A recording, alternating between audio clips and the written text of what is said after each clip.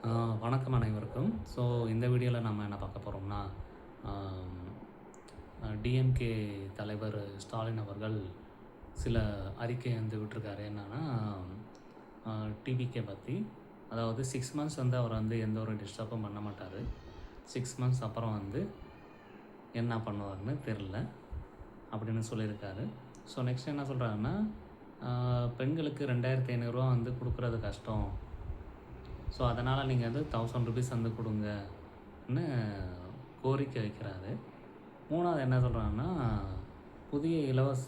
புதிய பள்ளிக்கூடத்துக்கு வந்து இலவச உணவு திட்டம் வந்து கொடுங்கன்னு சொல்கிறாரு. கண்டினியூ பண்ணுங்கன்னு சொல்கிறாரு. அவரோட ஆட்சியில் இருந்தது.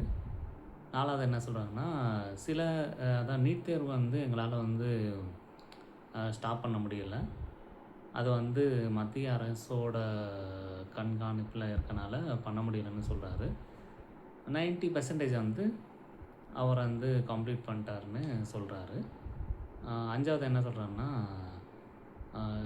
6 சிலிண்டர் வந்து இயர்லிக்கு வந்து 6 சிலிண்டர் வந்து இயர்லி வந்து கொடுக்க முடியாது. ஸோ அது ரொம்ப கஷ்டம். கொடுத்தா சந்தோஷம்னு சொல்கிறாரு. ஸோ என்ன சொல்கிறாருன்னா, இப்படியும் சொல்கிறாரு, அப்படியும் சொல்கிறாரு. ஸோ பொறுத்திருந்து பார்ப்போம். நெக்ஸ்ட்டு வீடியோவில் பார்க்கலாம்.